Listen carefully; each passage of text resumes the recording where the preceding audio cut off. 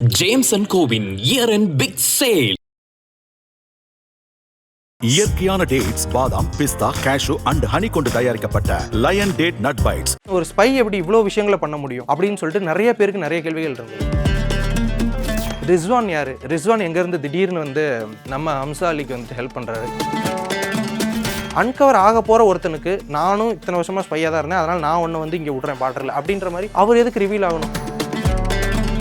ஷிரானியா இவ்வளோ பெரிய அளவில் வந்துட்டு ஹெல்ப் பண்ணாரு, அதுவும் ஐஎஸ்ஐக்கு எதிராகவே போராடுற அளவுக்கு ஹம்சாவுக்கு வந்துட்டு இவ்வளோ ஹெல்ப் பண்ணாரு. தாவூத் இப்ராஹிமை வந்து காட்டுறாங்க, ஐஎஸ்ஐ பீப்புளே வந்து அவர் சொல்கிறதான் கேட்குறாங்க அப்படின்ற மாதிரி காட்டுறது வந்து ரொம்ப மிகைப்படுத்தின ஒரு விஷயம். துரந்தர் த ரிவெஞ்ச்.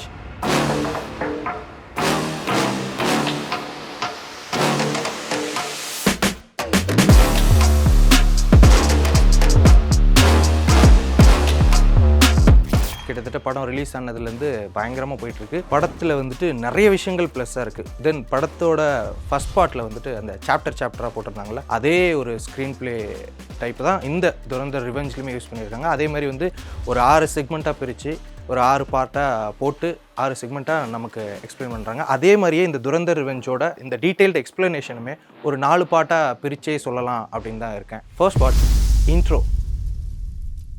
எப்படி ஹம்சா வந்துட்டு பாகிஸ்தானுக்குள்ளே போகிறாரு, பாகிஸ்தானுக்குள்ளே போயிட்டு டெரரிசத்துக்கு ஹெல்ப் பண்ணக்கூடிய அந்த ஆர்கனைசேஷன் எல்லாத்தையுமே எப்படி அழிக்கிறாரு அப்படின்றது தான் ஃபஸ்ட் பார்ட்டில் முழுக்க சொல்லியிருந்தாங்க. அந்த த்ரோனை அவர் எப்படி அட்டைன் பண்ணுறாரு, அதாவது அந்த ரெக்மாண்டை கேட்டு அழிச்சு எப்படி அட்டைன் பண்ணுறாரு அப்படின்றது தான் ஃபஸ்ட் பார்ட்டோட த ஹோல் பிளாட்டாகவே இருந்துச்சு. அடுத்து இந்த செகண்ட் பார்ட்டில் என்ன சொல்ல போகிறாங்க, எப்படி இவர் இந்த மாதிரியான ஒரு ஸ்பையாக மாறினார் அப்படின்ற மாதிரி நிறைய அந்த ஹோல்ஸ் எல்லாமே விட்டுருந்தாங்க. அதோட ஒரு டீட்டெயில்ட் வெர்ஷன் தான் இந்த துரந்தர் ரிவெஞ்ச். அவர் என்ன காரணத்துக்காக எப்படி ஸ்பையாக மாறினார், எப்படி இந்த விஷயங்கள் எல்லாத்தையும் அட்டென்ட் பண்ணுறதுக்கு அவருக்கு இவ்வளோ பெரிய ஒரு பேக் போனாக இருந்தது, என்னென்ன விஷயங்கள் அப்படின்றதுக்கு எல்லாமே ஒரு டீட்டெயில்டான ஒரு எக்ஸ்ப்ளனேஷனாக இந்த பார்ட் 2 இருந்தது. Second part questions and answers. நிறைய கொஸ்டின்ஸ் இருந்துச்சு, அதுக்கு ஆன்சர்ஸுமே இந்த படத்தில் கொடுத்துருக்காங்க. ஃபர்ஸ்ட் கொஸ்டின் என்ன அப்படின்னா, இந்த படம் பார்த்துட்டு வெளியே வந்ததுலேருந்து நிறைய ஆடியன்ஸஸ்க்கு இருக்கிறது என்ன, ரிஸ்வான் யார்? ரிஸ்வான் எங்கேருந்து திடீர்னு வந்து நம்ம ஹம்சா அலிக்கு வந்துட்டு ஹெல்ப் பண்ணுறாரு? அவர் எப்போ வந்துட்டு ஒரு ஏஜென்ட் அப்படின்றது நமக்கு சொன்னாங்க அப்படின்ற மாதிரி நிறைய இடத்துல கேள்விகள் கேட்டுட்டு இருக்காங்க. நம்ம சோஷியல் மீடியாலுமே பார்க்க முடியுது, ஆடியன்ஸுக்குமே அந்த கேள்விகள் இருந்துச்சு. ஆக்சுவலாக ரிஸ்வான் அப்படின்றவர் வந்து முஸ்தபா அகமது அப்படின்ற ஒரு ஆக்டர் தான் அந்த ரோலை ப்ளே பண்ணியிருக்காரு. ரிஸ்வான் ஃபர்ஸ்ட் பார்ட்லேயே, அதாவது துரந்தர் 1லேயே இவங்க 2 பேரும் வந்துட்டு மீட் பண்ணியிருப்பாங்க. பட் அந்த இடத்துல ரிவீல் பண்ணியிருக்க மாட்டாங்க, இவங்க 2 பேருக்கும் தெரியும் அப்படின்றது அந்த துரந்தர் பார்ட் 1லேயுமே வந்துட்டு ரிவீல் பண்ணியிருக்க மாட்டாங்க. அதுக்கு ஒரு டீட்டெயில்டான இன்னொரு இடத்துல வந்துட்டு ஒரு ஷார்ட்டான ஒரு நோட் வந்துட்டு மாதவன் ஒரு இடத்துல சொல்லியிருப்பார். ஆல்ரெடி அங்கே ஒருத்தர் ஸ்பையாக இருப்பார், அவருக்கு ஒன்றை தெரியும், பட் உனக்கு அவரை தெரியலாம் வேணாம், நேரம் வரும்போது உனக்கே தெரியும் அப்படின்னு சொல்லியிருப்பாரு. அதுதான் கிளைமேக்ஸ் ட்விஸ்ட்டாகவுமே இருக்கும். ஜமீல் வந்துட்டு ஒரு ஸ்பையாக வந்து 45 வருஷமாக அங்கேயே இருக்காரு அப்படின்ற மாதிரியான ஒரு ரிவீல் கொடுத்துருப்பாங்களே, அதே மாதிரி தான் அங்கே இருக்கிற ஸ்பைங்களுக்கெல்லாம் நீங்கள் தெரிஞ்சுக்கணும், நான் இங்கேருந்து வந்திருக்கேன், நீ அங்கேருந்து வந்திருக்கேன் அப்படின்னு சொல்லிட்டு நீங்கள் பேசிக்கணும்னு அவசியம் இல்லை அப்படின்ற மாதிரியான விஷயங்கள் இன்ஸ்ட்ரக்ட் பண்ணி கொடுக்கப்பட்டதுனால அவங்க 2 பேருமே, அதாவது ரிஸ்வானும் ஹம்சாவும் ஆரம்பத்தில் மீட் பண்ணியிருப்பாங்க. பார்ட் 1ல் ஒரு ஃபர்ஸ்ட் ஹாஃப் அன் ஹவர்லேயே வந்துட்டு அந்த டீ கடையில் வந்துட்டு இன்ட்ரோ பண்ணிப்பாங்க. அதாவது வந்துட்டு ஆலம் இருக்கார் இல்லையா, ஆலம் வந்துட்டு இதுதான் ரிஸ்வான், இது ஹம்சா அப்படின்னு சொல்லிட்டு இன்ட்ரோ பண்ணும்போது கூட ரிஸ்வான் அண்ட் ஹம்சா வந்துட்டு ஐ கான்டாக்டில் மட்டும்தான் பார்த்துப்பாங்க ஒழிய ஒன்று எனக்கு தெரியும். ஏன்னா போஸ்ட் கிரெடிட் சீனில் 2 பேரும் ட்ரைனிங் எடுத்துக்கிற மாதிரிலாம் காட்டுவாங்க. அந்தளவுக்கு க்ளோஸ் ஃப்ரெண்ட்ஸாக இருந்தவங்க ஏன் அந்த இடத்துல பேசிக்கவே இல்லை அப்படின்ற மாதிரி நிறைய பேர் கேட்டுட்டு இருந்தாங்க. ஸோ அதுக்கான ஒரு எக்ஸ்ப்ளனேஷன் என்னன்னா அங்கேயே பார்த்துருப்பாங்க. தென் ரிஸ்வான் ஃபர்ஸ்ட் பார்ட்லேயே வந்துட்டார், அவரோட டீட்டெயில்டு கேரக்டர் தான் இதில் வரும்.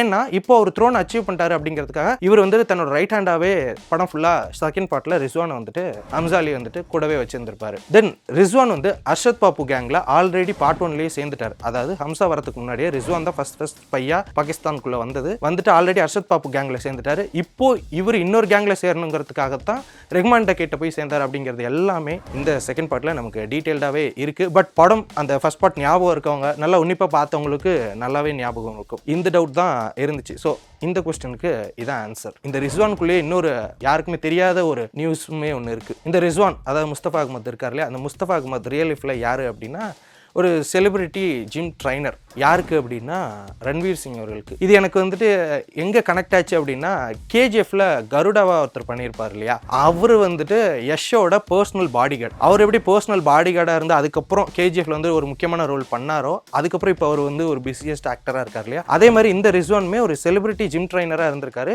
ரன்வீர் சிங்க்குமே அவர் தான் வந்துட்டு பர்சனல் ஜிம் ட்ரைனர். அவர் இந்த படத்தில் ஒரு முக்கியமான ரோல் பண்ணதுலேருந்து இதுக்கப்புறம் அவர் நிறைய ரோல்ஸ்லாம் அவர் கிடைக்க போகுது. ஏன்னா இதுலேயே வந்துட்டு ஒரு மிகப்பெரிய ஒரு ரோலாக இருந்துச்சு. இதுக்கப்புறம் அவரும் வந்துட்டு ஒரு பிஸியஸ்டான ஆக்டர் ஆக போகிறாரு. அடுத்த ஒரு கொஸ்டின் அண்ட் ஆன்சர் என்ன அப்படின்னா, நிறைய பேர் ஷிரானியை வந்துட்டு ஹம்சாக்கு ஹெல்ப் பண்ணுறாங்க. ஷிரானி வந்து ஆல்ரெடி வந்துட்டு ரஹ்மான் டக்கேட் கூட இருந்தார். அவர் தான் வந்து ஷெர்ரி பலூச் அப்படின்ற அந்த பட்டத்தையுமே அவங்களுக்கு கொடுத்தாங்க.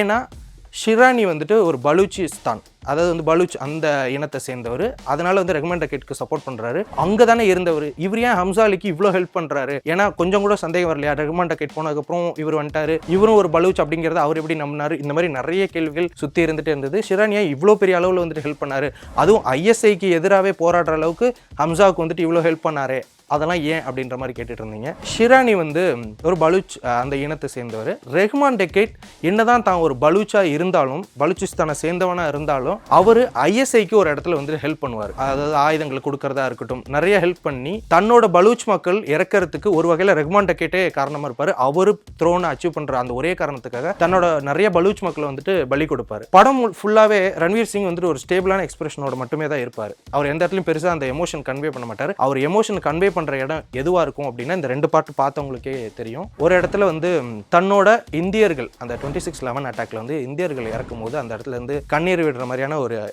சீன் இருக்கும். கண்ணீர் விட மாட்டார், பட் ரொம்ப எமோஷ்னலாக இருப்பார், ரொம்ப பிரேக் டவுன் ஆகிருப்பார். அதே மாதிரி இன்னொரு இடத்துல, அது ஃபஸ்ட் பார்ட்டில்.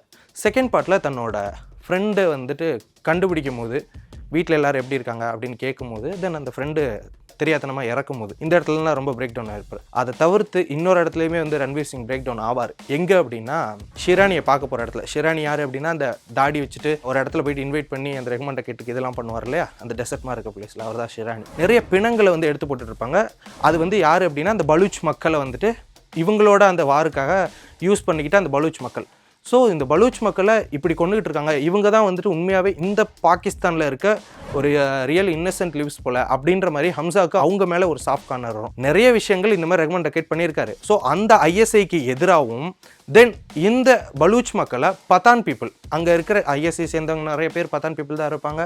தென் நிறைய போஸ்டிங்ஸில் இருக்க, இன்ஃபேக்ட் எஸ்பி சௌத்ரி அஸ்லாம் கூட வந்துட்டு பதான் எந்த இடத்துல சொல்லியிருப்பாங்க அப்படின்னா, ஜமீல் வந்துட்டு ஃபோன் காலில் பேசுவாங்க, இந்த பத்தானே இப்படி தான், சாரி எஸ்பி நீ கூட பத்தான்ல, பட் நீ பத்தானா இருந்தாலும் நம்மளால தான் அப்படின்ற மாதிரி ஒரு இடத்துல சொல்லியிருப்பார்.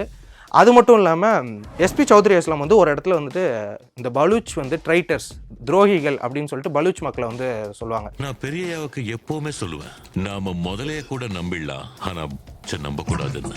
ஸோ பாகிஸ்தானுக்குள்ளேயே பாகிஸ்தான் மக்களுக்கு பெருவாரியாக எதிர்ப்பு இருக்கிறது யாருக்கு அப்படின்னா, இந்த பலூச் மக்களுக்கு தான். ஸோ அவங்கள எதிர்க்கிறதுக்கு நம்ம இன்னொரு பலூச் இருக்கான், ஸோ இந்த பலூச்சுக்கு நம்ம ஹெல்ப் பண்ணலாம் அப்படின்னு சொல்லிட்டு தான் ஷிரானி வந்துட்டு நிறைய ஆயுதங்களை கொடுத்தும், நிறைய பவர்ஸை கொடுத்தும், நிறையா மேன் பவர்ஸை கொடுத்துமே வந்துட்டு கடைசி சீன்லலாம் வந்து கிளைமேக்ஸில் ஹெல்ப் பண்ணுறது வந்து ஷிரானி வந்து ஹம்சாவுக்கு ஹெல்ப் பண்ணுறது இந்த காரணங்களுக்காக தான். அதாவது ஒரு இன சண்டை, அந்த ஒரு இன சண்டைக்காக தான் வந்துட்டு அவர் வந்துட்டு ஹெல்ப் பண்ணுவார். தன்னோட இனத்தை சேர்ந்த ஒருத்தனுக்காக நம்ம பண்ணுறோம் இதை அப்படின்னு நினச்சி மட்டுமே தான் ஷிரானி வந்துட்டு ஹம்சாவுக்கு ஹெல்ப் பண்ணிக்கிட்டே இருப்பார். படம் பார்த்துட்டு இருக்கும்போது இன்னொரு இடத்துல நிறைய எனக்கு நிறைய கேள்விகள் வந்துட்டே இருந்தது. என்ன அப்படின்னா, இக்பால் இருப்பார் இல்லையா, மேஜர் இக்பாலோட அப்பா வந்து நிறைய இடத்துல வந்து சொல்லிட்டே இருப்போம், 1971 வந்துட்டு நாங்கள் எப்படி இருந்தோம், இந்த பாகிஸ்தானை எப்படி கட்டுக்கோப்பாக பாதுகாத்துட்டு இருந்தோம், பங்களாதேஷ்க்கு போயிட்டு பங்களாதேஷி மக்கள் எல்லாத்தையுமே நாங்கள் அட்டாக் பண்ணி அங்கே பலாயிரம் பெண்களை வந்துட்டு நான் வந்துட்டு பண்ணியிருந்தேன் பண்ணி அங்கே அதுலேருந்து ஏதாவது ஒரு பொண்ணோட குழந்தைய எடுத்துகிட்டு வந்து நான் இங்கே வளர்த்துருந்தா கூட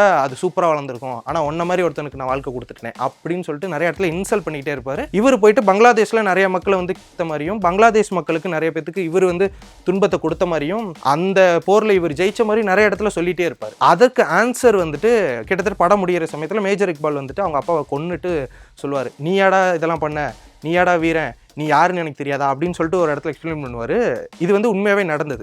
1971 லிபரேஷன் ஆஃப் பங்களாதேஷ், அவங்களுக்கு அந்த போர் நடந்தபோது பாகிஸ்தானுக்கும் பங்களாதேஷ் மக்களுக்கும், நம்ம இந்தியா வந்துட்டு கடைசி கட்டத்தில் கிட்டத்தட்ட அது ஒரு 9 மாதம் நடந்த ஒரு போர், 1971 அந்த சமயத்தில் ஒரு 9 மாதம் போர் நடக்குது. அந்த போரில் கடைசி டைமில் இந்தியா இன்டர்வீன் ஆனதுக்கப்புறம் இந்தியாவும் பங்களாதேஷும் சேர்ந்து பாகிஸ்தான் அந்த ஃபைட்டர்ஸை வந்துட்டு நம்ம ஜெயிச்சு கிட்டத்தட்ட 93,000 சோல்ஜர்ஸை வந்துட்டு நாம் வந்து சரணடைய வச்சோம். கிட்டத்தட்ட வேர்ல்டு வார் 2க்கு அப்புறம் அதுதான் வந்துட்டு ஒரு மேஜரான ஒரு வார். அதில் 93,000 சோல்ஜர்ஸை வந்துட்டு சரணடைய வச்சோம்.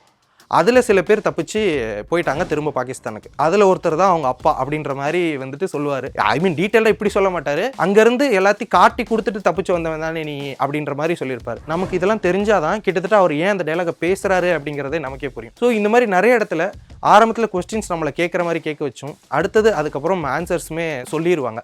அது ஆக்சுவலாக ரொம்ப ரொம்ப பிடிச்சிருந்தது. So the next part is unsolved questions or lack of answers அப்படின்னு சொல்லிடலாம். இதில் என்ன அப்படின்னா எம்எம்பி பார்ட்டி, அதாவது எம்எம்பி பார்ட்டின்னு சொல்லிட்டு இந்த துரந்தர் பெஞ்சில் ஒரு பார்ட்டி வரும். அந்த பார்ட்டியோட தான் நம்ம போய் சேர போகிறோம். அது வந்து முஸ்லிம்ஸ் பார்ட்டி அப்படின்ற மாதிரியான ஒரு விஷயம். ரியல் லைஃப்பில் அது வந்து PPP பார்ட்டி, அதாவது PPP பார்ட்டின்னு தான் இருந்தது. ஸோ அதை யூஸ் பண்ணக்கூடாதுன்னு சொல்லிட்டு அவங்க கேஸ் போட்டிருந்தாங்க. அதனால தான் இதில் வந்து எம்எம்பி பார்ட்டி அப்படின்னு சொல்லிட்டு படத்துக்காக மாற்றிருந்தாங்க பேர். ஸோ அந்த பார்ட்டியோட போய் சேர போகிறாங்க அப்படின்ற மாதிரியான ஒரு விஷயம் சொல்லியிருப்பாங்க இந்த துரந்தர் பெஞ்சில். அதை சேர போகிறதுக்கு ஒன்றும் பெரிய அளவில் சீன்ஸே இருக்காது. ஒரே சீனில் போய் பார்ப்பாங்க, ஒரே சீனில் போய் பேசுவாங்க, அதுக்கப்புறம் அந்த பார்ட்டியோட சேர்ற மாதிரிலாம் கட்டுவாங்க. எதுக்காக அந்த சீன் வந்துச்சுன்னு தெரியாது, எதுக்காக அந்த பார்ட்டியோட சேர்றாங்கன்னு வராது. தென் அந்த பார்ட்டியோட அத்தனை வருடம் வந்துட்டு ஒரு அவங்களுக்கு பகை இருக்குது, பட் ஒரே ஒரு மீட்டிங்கில் அவங்க ஒத்துப்பாங்களாம். அதுக்கப்புறம் அவங்க அந்த பார்ட்டி 2 பேரும் சேர்ந்து வேலை செய்வாங்க அப்படின்ற மாதிரியான விஷயங்கள்லாம் காட்டும்போது எனக்கு இது வந்துட்டு ஒரு லேக் ஆஃப் ரைட்டிங்காகவே தெரிஞ்சிச்சு. ஸோ இது லேக் ஆஃப் ஆன்சர்ஸை விட லேக் ஆஃப் ரைட்டிங் அப்படின்னு கூட சொல்லிடலாம். இன்னொரு இடத்துல வந்துட்டு ஜமீல் அந்த ட்விஸ்ட்டுக்கு வந்து தேட்டரில் நிறைய பேர் சர்ப்ரைஸ் ஆனாங்க. நானுமே வந்து சர்ப்ரைஸ் ஆனேன். பட் ஏன் அந்த ட்விஸ்ட் அப்படின்ற அந்த ஒரு இதில் படத்துக்காக இவ்வளோ தூரம் ரைட்டிங்கில் மெனக்கெட்டு இருந்த ஒரு படம் வெறும் ஒரு ட்விஸ்ட்டுக்காக ஆடியன்ஸ் வந்துட்டு அந்த கிளைமேக்ஸில் ஒரு இது ஆகணும், அட்ரினல் ரஷ் ஆகணும் அப்படிங்கிறதுக்காக இவ்வளோ பெரிய ஒரு ட்விஸ்ட்டை சொல்கிறோம் அப்படின்னு சொல்லிட்டு அதை வச்ச மாதிரியே எனக்கு ஃபீல் ஆச்சு. ஏன் அப்படின்னா ஜமீல் அவர் ஒரு ஸ்பையாகவே இருக்கலாம், ஒரு 45 வருஷம் அங்கே பொலிட்டிஷியனாக இருக்கார், ஸ்பையாக இருக்கார், அதெல்லாம் ஓகே. பட் அன்கவர் ஆக போகிற, அதாவது இதுக்கப்புறம் அவன் ஸ்பை இல்லை, அவன் நாட்டுக்கு போகிறான் அப்படிங்கும்போது அன்கவர் ஆக போகிற ஒருத்தனுக்கு நானும் இத்தனை வருஷமாக ஸ்பையாக தான் இருந்தேன், அதனால் நான் ஒன்று வந்து இங்கே விட்றேன் பாடுறல அப்படின்ற மாதிரி அவர் எதுக்கு ரிவீல் ஆகணும்? அவர் நினச்சிருந்தா யார் வேணால் போய் விட வச்சிருக்கலாம். அவர் அன்கவர் பண்ணிக்கவே தேவையில்லை. ஜமீல் தான் இதெல்லாம் பண்ணா அப்படின்னு சொல்லிட்டு அன்கவர் பண்ணணும்னு தேவையே இல்லை. பிகாஸ் நான் ஒரு ஸ்பை, நீ ஒரு ஸ்பைனே ரிவீல் பண்ணிக்க கூடாதுன்னு இருக்கிற ஒரு ரூலில் இதெல்லாம் ஏன் பண்ணணும்? இது வந்து வெறும் ட்விஸ்ட்டுக்காகவே எழுதப்பட்ட ஒரு விஷயம் மாதிரி எனக்கு தெரிஞ்சிச்சு. இன்னொரு இடத்துல ஃபர்ஸ்ட் பார்ட்டில் இருந்த ஒரு கொஸ்டினுக்கு இதில் வந்துட்டு ஆன்சர் பண்ணுற மாதிரியான நிறைய விஷயங்கள் இருந்துச்சு. அதில் வந்து படேசாப்னு சொல்லிட்டே இருப்பாங்க. நான் பெரியய்யாவுக்கு எப்பவுமே சொல்லுவேன், பெரியய்யா என்ன முட்டாளா, பெரியய்யாவோட பணத்திலேயே நான் வாழ்ந்துப்பேன். யார் அந்த படேசாப் அப்படின்னு சொல்லிட்டு நம்ம கேள்விகள் கேட்டுகிட்டே இருக்கும்போது தாவூத் இப்ராஹிமை வந்து காட்டுறாங்க. தாவூத் இப்ராஹிம் யார், தாவூத் இப்ராஹிம் என்ன அப்படின்னு தெரிஞ்சவங்களுக்கு வேணால் ஒரு ஷார்ட் இன்டர்வியூ தரேன். தாவூத் இப்ராஹிம் அப்படிங்கிறவர் இந்தியாவை சேர்ந்தவர், அதுக்கப்புறம் நிறைய தீவிரவாதத்தில் ஈடுபட்டு இப்போ பாகிஸ்தானில் மறைஞ்சிருக்காரு அப்படின்ற மாதிரியான நியூஸ் இருக்குது. அவர் பாகிஸ்தானில் மறைஞ்சிருக்காரு அப்படிங்கும்போது அங்கே ISIயில் இருக்க மேஜர் இக்பாலுக்கே இவர் தான் ஹெட் அப்படின்ற மாதிரியான விஷயங்கள் இந்த படத்தில் காட்டுறாங்க. தாவூத் இப்ராஹிம் ஒரு இந்தியாவை சேர்ந்தவர், அவர் நிறைய தீவிரவாதங்கள் பண்ணுறாரு அப்படிங்கும்போது அவர் அங்கேயே பதுங்கி தான் இருக்கார். அப்படிங்கும்போது அவர் கீழேயே தான் ISIயே இருக்குது, ISI பீப்புளே வந்து அவர் சொல்கிறதான் கேட்குறாங்க அப்படின்ற மாதிரி காட்டுறது வந்து ரொம்ப மிகைப்படுத்தின ஒரு விஷயம். இதை நம்ம காட்டினா ஆடியன்ஸ்க்கு இன்னும் எக்ஸைட் ஆகும் அப்படின்ற ஒரே காரணத்துக்காக தாவூத் இப்ராஹிமா அப்படி காட்டின மாதிரியே எனக்கு தோணுச்சு. ஃபார் எக்ஸாம்பிள் விஸ்வரூபமில் ஒரு விஷயம் வரும், பின் லேடன் வந்து ஒரு இடத்துல காட்டுற மாதிரி இருக்கும், அவ்வளோ சூப்பராக இருக்கும். ஏன்னா உண்மையாகவே ISIக்கு அவர் தான் ஹெட். பின் லேடன் வந்து ஒரு இடத்துல காட்டும் போது அவ்வளோ எக்ஸைட் ஆகும், ஏன்னா படத்தில் இவ்வளோ பெரிய ஒரு ரியல் கேரக்டரை காட்டுறாங்களே அப்படின்னு சொல்லிட்டு நமக்கு இருக்கும். ஸோ அது மாதிரி நாம் ஒரு விஷயத்தை காட்டணும். இவ்வளோ நாளாக மிஸ்ட்ரியாக இருக்க ஒருத்தர் ஃபேஸை இத்தனை வருஷமாக தெரியாமல் இருக்க இந்த தாவூத் இப்ராஹிமை ஒரு இடத்துல ஃப்ரேமில் காட்டிடணுமே அப்படிங்கிற ஒரே காரணத்துக்காக அவரை எடுத்துட்டு வந்த மாதிரி தான் இருந்தது ஒழிய தென்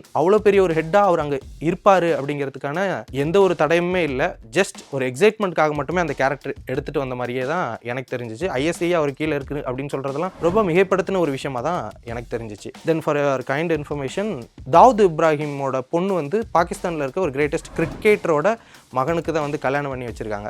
ஸோ அதனால் பாகிஸ்தானில் அவருக்கும் மேபி ஒரு பவர் இருக்குது அப்படிங்கிற மாதிரி எதுவும் காட்டுறாங்களா என்னன்னு தெரியல. ஸோ இதுதான் வந்துட்டு அதோட பேக் போன். இதுக்குமே எனக்கு அந்த ஒரு லேக் ஆஃப் ரைட்டிங் இருந்த மாதிரி இருந்தது. தாவூத் இப்ராஹிமாக இருக்கட்டும், தென் ஜமீலோட அந்த கவரப்பை வந்துட்டு ரிவீல் பண்ணுற அந்த ஒரு விஷயமா இருக்கட்டும், இந்த மாதிரியான விஷயங்கள். தென் த 4th chapter is writing at it's speak. இந்த ரைட்டிங் அட் இட்ஸ் ஸ்பீக்கில் வந்துட்டு எனக்கு ரொம்ப அழகாக தெரிஞ்சது என்ன அப்படின்னா கிளைமேக்ஸ் வந்துட்டு அன்ஃபினிஷ்டாக இருக்கும். ஒரு டேர்மாக சொல்லணும் அப்படின்னா ஆம்பிகியூட்டி அப்படின்னு சொல்லலாம், இல்லை ஒரு லிட்டரரி டேர்மில் சொல்லணும் அப்படின்னா. ரன்வீர் சிங் கிளைமேக்ஸில் அவரோட அந்த மிஷன்லாம் முடிச்சப்பறம் வீட்டுக்கு வராரு. வீட்டுக்கு வந்துட்டு அந்த ஒரு சிங்குக்கான அந்த ஒரு இதெல்லாம் இருக்குல்ல, டர்பன்லாம், அதெல்லாம் போட்டு தான் வீட்டு முன்னாடி வந்து நிற்கிறாரு. அந்த வீட்டில் தான் தங்கச்சி, தான் அம்மா எல்லாரும் சந்தோஷமாக இருக்காது ஒரு இடத்துலேருந்து தூரத்துலேருந்து பார்க்குறாரு. ரொம்ப சந்தோஷமாக இருக்குது. சரி ஓகே, அவர் அந்த மிஷன்லாம் முடிச்சுட்டு இப்போ அந்த வீட்டுக்குள்ளே போகிறாரு அப்படின்னு சொல்லி ஆடியன்ஸ் பார்த்துட்டு இருக்கும்போது அந்த ஐ கான்டாக்ட் எப்படி இருக்குன்னா ஃபஸ்ட்டு அந்த வீட்டை பார்ப்பாரு, எல்லாரும் என்ஜாய் பண்ணிருப்பாங்க, திரும்ப பார்ப்பாரு, ஐ மீன் அவர் வந்த பாதையை பார்க்குற மாதிரியான விஷயங்கள் திரும்பி இப்படி பார்க்குற மாதிரி இருக்கும். அதே மாதிரி ஒரு 2-3 வாட்டி வீட்டை பார்ப்பாரு, மறுபடியும் தான் வந்த பாதையை பார்ப்பார். இப்படி பார்த்துட்டு கடைசியாக ஆடியன்ஸ் பக்கம் திரும்பி பார்த்துருவாரு, written and directed by Aditya Dhar அப்படின்னு சொல்லி போட்டு முடிச்சுருவாங்க. என்ன சொல்ல வராங்க அப்படின்னா, நான் இவ்வளோ விஷயங்கள் பண்ணிட்டு வந்திருக்கேன், இதுக்கப்புறம் என் வாழ்க்கையில் பாதி இதை நான் தொலைச்சிட்டேன், அவனுக்குள்ள ஒரு கில்ட் இருந்துகிட்டே இருக்கும். தான் அம்மாவையும் தான் தங்கச்சியும் இத்தனை வருஷமாக நான் விட்டுட்டு போனது, தென் தான் ஒய்ஃப் தன்னோட குழந்தைய விட்டுட்டு வந்தது, இந்த மாதிரி நிறைய விஷயங்கள் கில்ட் இருக்கும். இப்போ நான் போனால் உண்மையாக இருக்கணும், எல்லாத்தையும் சொல்லலாமா, இல்லை இதே பொய்யோடையே நான் ஃபுல்லாக பொய்யாக வாழ்ந்துடலாமா அப்படின்னு சொல்லிட்டு நிறைய விஷயங்கள் அவனுக்குள்ளே ஒரு கேள்விகள் போயிட்டே இருக்கும். ஸோ நான் திரும்ப போகலாமா இல்லை திரும்ப இந்த வீட்டுக்குள்ளே போகலாமா அப்படின்னு சொல்லிட்டு 2 விஷயத்துக்கு நடுவில் அவன் மாட்டிகிட்டு இருக்கான். அப்படிங்கிறதுக்காக தான் கிட்டத்தட்ட கடைசி ஃப்ரேம் எப்படி இருக்குன்னா ஆடியன்ஸை பார்த்த மாதிரி போயிடும், அப்படியே படத்தை முடிச்சிடுவாங்க. ஆம்பிக்யூட்டி அப்படின்னா என்ன அப்படின்னா, அந்த கிரியேட்டர் வந்து ஆடியன்ஸ் பெர்ஸ்பெக்டிவில் விட்டுறான். ஒன்று அவன் அங்கே போனாலும் அதை நீ எடுத்துக்கோ, தென் வந்துட்டு அவன் இங்கே இந்த பக்கம் போனாலும், ஐ மீன் இதெல்லாம் வேணான்னு சொல்லிட்டு திரும்ப போனாலும் அது உன்னோட ஒரு ஃபினிஷ் தான். இந்த மாதிரி தமிழ்லேயே நிறைய படங்கள் இருக்குது. ஸோ அந்த மாதிரியான ஒரு கிளைமேக்ஸாக தான் இந்த துரந்தர் ரிவெஞ்சோட இந்த கிளைமேக்ஸை பார்த்தேன். இது வந்து ஒரு ரைட்டிங் அட் இட்ஸ் பீக் அப்படின்னு சொல்லிடலாம். இன்னொரு இடத்துல இது வந்து ஒரு ஃபன்னியான விஷயமா இருக்கும். என்ன அப்படின்னா, ஃபர்ஸ்ட் பார்ட்டில் ஐ மீன் இதுக்கப்புறம் அவ்வளோதான், இவங்களை தேடி வந்துடாத அப்படின்னு சொல்லிட்டு ஜமீல் வந்துட்டு ஐ மீன் ஹம்சா, ஜஸ்கிரட் இந்த மாதிரி ரன்வீர்ட்டா வந்து சொல்கிறாருல்ல, ஐ மீன் அவங்க பொண்ணை விட்டுரு போயிரு அப்படின்னு சொல்லிட்டு. ஆக்சுவலாக பார்த்தீங்கன்னா ஹம்சா ஸ்பைங்கிறது அவருக்கு முன்னாடியே தெரியும். ஹம்சா வந்து தான் பொண்ணை எதுவும் பண்ணிடக்கூடாது, கல்யாணம் பண்ணிடக்கூடாது, லவ் பண்ணிடக்கூடாதுங்கிறதுல அவர் அப்பையிலேருந்தே கான்சியஸாக இருப்பார் அப்படிங்கிறத ஒரு இடத்துல காட்டியிருப்பாங்க. என்ன அப்படின்னா, ஃபர்ஸ்ட் ஹம்சாவை வந்துட்டு எலினா பார்க்கும்போது அந்த ஃபோனை பிடிங்கி உடச்சி தூக்கி போட்டுருவார், இனிமேல் பாத்திரவே கூடாது அப்படிங்கிறது தான். ஸோ இது மாதிரிலாம் எதுவும் அசம்பாவிதம் நடந்துடக்கூடாதுங்கிறதுனால தான் அவர் ஃபர்ஸ்ட் பார்ட்லேருந்தே வந்துட்டு அந்த மாதிரி ரொம்ப கான்சியஸாக இருக்கார் அப்படிங்கிற அந்த ஒரு விஷயம் ரொம்ப இது வந்து ஒரு ஃபன்னான ஒரு ரைட்டிங் அட் இட்ஸ் ஸ்பீக் அப்படின்னு சொல்லிடலாம். ஆலம் டெத், அதாவது வந்து அந்த ஜூஸ் கடையில் அவர் ஹெல்ப் பண்ணி கோஆர்டினேட்டராக இருந்தார்ல, அவரோட டெத்தில் வந்துட்டு என்ன நடக்கும்னா, தான் சின்ன வயசுலேருந்து இருந்த ஒரு ஃப்ரெண்டும் தான் இந்த ஐ மீன் இன்னொரு பர்த்தாக நினைக்கக்கூடிய இந்த ஹம்சாவை வாழக்கூடிய இடத்துல அவருக்கு கிடைச்ச ஒரு ஃப்ரெண்டும், இந்த 2 பேரும் அட் அ டைமில் ஒரே இடத்துலையே இறந்து போயிடுவாங்க. பட் ஹம்சாவா இனிமேலும் அவன் வாழணும் அப்படிங்கும்போது அந்த எமோஷனலில் வந்துட்டு ஒரு இடத்துல வந்து சுட்டு கொன்றுவார். ஏன்னா தான் சுடலை அப்படின்னா எப்படியும் அவர் வந்து இதுக்கப்புறம் செம்மையான ஒரு டார்ச்சர் அனுபவிக்க போகிறார் அப்படிங்கிற ஒரே காரணத்துக்காக சுட்டு கொன்னதுக்கப்புறம் அவங்க 2 பேரையும் போயிட்டு எரிச்சு அழிச்சிருங்க அப்படின்ற மாதிரியான ஒரு டைலாக் சொல்லுவார். இது அங்கே இருந்த எல்லாரும் எப்படி பார்ப்பாங்க அப்படின்னா, இதை வந்து கவர் பண்ணிடணும், ஒரு ஏஜென்ட் வந்து கொண்டுட்டான் அப்படின்னு சொல்லிட்டு கவர் பண்ணிடணும் அப்படின்னு எல்லாருமே நினைக்கிறாங்க. எஸ்பி சௌத்ரி கூட ரொம்ப அருமையான முடிவு அப்படின்னு சொல்லிட்டு கையிலலாம் தட்டி கொடுப்பாரு. பட் அங்கே இருந்த ரிஸ்வான் கூட ஒரு ஐ கான்டாக்ட் ஒரே ஒரு செகண்ட் மட்டும் அந்த ஷாட் வைப்பாங்க. ஏன்னா ரிஸ்வானுக்கும் அந்த ஹம்சாவுக்கு மட்டும்தான் தெரியும் இவங்களுக்கு ஹிந்து முறைப்படியோ இல்லை அவங்க இனத்தோட முறைப்படியோ அந்த இறப்பு இருக்கணும் அப்படிங்கிறதுக்காக தான் அவங்க 2 பேரையும் போயிட்டு எரிக்க சொல்லியிருப்பார். ஸோ இது வந்துட்டு அவங்களுக்குள்ளே மட்டுமே தெரிஞ்சுக்கிட்டு அந்த ஒரு விஷயம் மாதிரி அவங்க பார்த்துப்பாங்க. இந்த சீனுமே எனக்கு வந்துட்டு ரொம்ப பிடிச்சிருந்தது. ஏன்னா சட்டிலாக ஒரு இடத்துல எக்ஸ்பிளைன் பண்ணிட்டு போகிறது அப்படிங்கிறது. ஏன்னா அந்த இடத்துல அந்த டைலாக் சொல்லாமல் கூட போயிருக்கலாம். பட் சொன்னது வந்து நான் அவங்கள எந்தளவுக்கு அன்போடு இருந்தேன், ஸோ அவங்களுக்கு செய்ய வேண்டிய காரியங்கள் கரெக்டாக செய்யணும் அப்படிங்கிறதுக்காக கன்வே பண்ணக்கூடிய ஒரு சீனாக அந்த ஒரு சீன் இருந்தது. ஃப்ளாஷ்பேக், அதாவது வந்துட்டு எல்லாருமே இந்த செகண்ட் பார்ட் ரிவெஞ்சில் வந்து ஏன் இவர் வந்து ஒரு ஸ்பையானா, எப்படி ஸ்பையானா அப்படின்ற அந்த ஒரு விஷயம், தென் ஒரு ஸ்பை எப்படி இவ்வளோ விஷயங்களை பண்ண முடியும் அப்படின்னு சொல்லிட்டு நிறைய பேருக்கு நிறைய கேள்விகள் இருந்தது. பரமசிவன் படத்தையும் துரந்தர் படத்தையும் கம்பேர் பண்ணியிருந்தாங்க. அதில் என்ன மிஸ் ஆகிருக்கும் அப்படின்னா, பரமசிவனில் அவர் வந்து ஒரு கைதி, அந்த கைதி வந்து அதுக்கப்புறம் ஒரு இதாக மாற்றி நாட்டுக்காக போராட வைப்பாங்க. ஸோ இப்படி ஒரு விஷயம் இருக்கும். பட் இங்கே ரன்வீர் சிங் வந்துட்டு ஒரு ஆர்மி ஆஃபீஸரை ட்ரை பண்ணணும்னு போய் ட்ரைனிங் எடுத்தவர். ஸோ அப்படி இருந்த ஒருத்தரை தான் ஸ்பையாக மாற்றிருக்காங்க. ஸோ இந்த விஷயங்கள் எல்லாத்துக்குமே அவனுக்கு ஆல்ரெடி வந்துட்டு ஒரு ட்ரைனிங் இருக்குது. தென் இவ்வளோ பெரிய விஷயங்கள் பண்ணுறதுக்கு அவனுக்கு வந்துட்டு என்ன விஷயம் நடந்துச்சு அப்படிங்கிறதுக்காகவும் ஒரு ஸ்ட்ராங்கான ஒரு ஃப்ளாஷ்பேக்குமே வச்சுருப்பாங்க. ஸோ அவன் எதுக்குமே பயப்பட மாட்டான், தான் ஃபேமிலிக்கு ஒன்றுனா என்ன வேணால் செய்வான் அப்படின்ற அந்த ஒரு கேரக்டரை எக்ஸ்பிளைன் பண்ணுற விதமாகவும் தான் அவரோட அந்த ஃப்ளாஷ்பேக் விஷயமே அமைஞ்சிருக்கும். இது எல்லாத்தையும் தாண்டி இது தாண்டா ரைட்டிங் அட் இட்ஸ் ஸ்பீக் அப்படின்னு சொல்லிட்டு நான் இந்த படத்தில் பார்த்தது என்ன அப்படின்னா, டிமானடைசேஷன் அப்படின்ற அந்த ஒரு விஷயத்த படம் பார்க்குற நம்மளையே டிமானடைசேஷன் கொண்டு வந்தது ரொம்ப ரொம்ப ரொம்ப சரியான விஷயம் அப்படின்னு நாம் நினைக்கிற அளவுக்கு அருமையான ஒரு ரைட்டிங். டிமானடைசேஷன் எதுக்காக கொண்டு வந்தாங்க? நிறைய ஊழல் நடக்குது, நிறைய கள்ள நோட்டுகள் புழங்குது, இந்த மாதிரியான விஷயங்களுக்கெல்லாம் தான் டிமானடைசேஷன் கொண்டு வந்தாங்க அப்படின்னு சொல்லிட்டு சென்ட்ரல் கவர்மெண்ட் சொல்லியிருந்தாங்க. பட் இந்த படத்தில் டிமானடைசேஷனே வேற ஒரு விஷயத்துக்காக தான் கொண்டு வந்தாங்க அப்படின்னு சொல்லிட்டு ஒரு விஷயத்தை காட்டுவாங்க. நீங்கள் அதை பார்த்தீங்கன்னா நம்பலாம் முடியாமலாம் இருக்காது, அப்படியே நம்புகிற மாதிரி தான் எழுதியிருப்பாங்க. ஸோ அதை நான் வந்து ரசிக்கிறேன். ஏன்னா ஒரு விஷயத்த ஒரு ஆல்ரெடி நெகட்டிவ் ஃபார்மில் இருக்க ஒரு விஷயத்த அப்படியே பாசிட்டிவாக மாற்றி ஒரு படத்தில் காட்டுறாங்க. படம் முடிஞ்சு வெளியே வரும்போது நம்ம யாருக்கும் எந்த ஒரு சந்தேகமே வராது.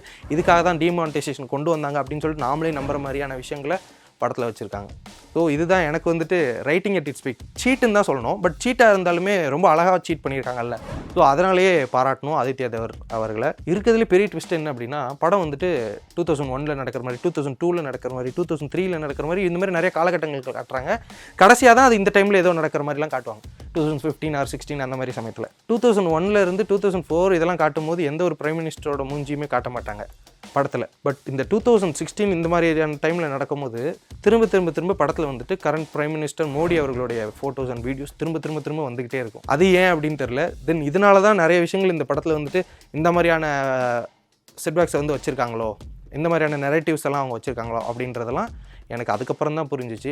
ஏன் வந்துட்டு அந்த காலகட்டங்களில் பிரைம் மினிஸ்டர் ஃபோட்டோவே காட்டல, பட் இந்த காலகட்டங்களில் வரும்போது அடிக்கடி காட்டுறாங்க அப்படின்ற அந்த ஒரு விஷயமெல்லாம். தென் யூனிவர்ஸ் பில்ட் ஊரி படம் பார்த்துருந்தீங்கன்னா, ஆதித்யா தரோட ஊரி படம், அந்த ஊரி படத்தில் நடக்கிற சில விஷயங்கள் இதில் இன்னொரு லேயராக போய்கிட்டு இருக்கும். ஐ மீன் ரன்வீர் சிங் நடந்து போகும்போது பின்னாடி ஊரியில் ஒரு அட்டாக் நடந்தது அப்படின்ற அந்த விஷயமா இருக்கட்டும். தென் வந்துட்டு ஒரு இடத்துல நர்ஸ் யாமி கௌதம் வந்துட்டு ஒரு இடத்துல போயிட்டு நர்ஸாக வந்துட்டு ஒரு தீவிரவாதியை கொல்ற மாதிரியான ஒரு சீன் வரும். அந்த நர்ஸ் யார் அப்படின்னா ஊரி படத்தில் ஏஜெண்ட்டாக காட்டியிருப்பாங்க. ஸோ அங்கே இருக்க ஏஜென்ட் இந்த படத்துலையுமே கனெக்ட் ஆகி இங்கேயுமே வருவாங்க. ஸோ ஊரி படம் பார்த்தவங்களுக்கு தான் இதில் இருக்க அந்த ஒரு 2 விஷயம் மட்டும் புரியறதுக்கு இதாக இருக்கும். இந்த மாதிரி நிறைய லேயர்ஸோட நிறைய கேரக்டர்ஸோட இந்த துரந்தர் ரிவெஞ்ச் முடிஞ்சிருக்கு. கிட்டத்தட்ட 4 மணி நேரம் ஒன்றாலும் அந்த 4 மணி நேரமுமே அந்தளவுக்கு எந்த இடத்துலையுமே ஒரு தொய்வு அப்படின்லாம் எதுவுமே இல்லாமல் ரொம்ப அழகாக எடுத்துகிட்டு போயிருக்காங்க அப்படின்னு தான் சொல்லி ஆகணும். கண்டிப்பாக ரொம்ப டைம் இருந்தால் இந்த துரந்தர் ரிவெஞ்சை போய் கண்டிப்பாக பாருங்கள். தேங்க்யூ ஸோ மச் ஃபார் வாட்சிங் திஸ் வீடியோ. இதே மாதிரி இன்னொரு இன்ட்ரெஸ்டிங்கான வீடியோவில் நான் வந்து உங்களை சந்திக்கிறேன். அன்டில் தென் பை ஃப்ரம் ராகுல் பிரபாகர். ஜேம்ஸ் அண்ட் கோவின் இயர் அண்ட் பிக் சேல். இயற்கையான டேட்ஸ், பாதாம், பிஸ்தா, கேஷு அண்ட் ஹனி கொண்டு தயாரிக்கப்பட்ட லயன் டேட் நட் பைட்ஸ்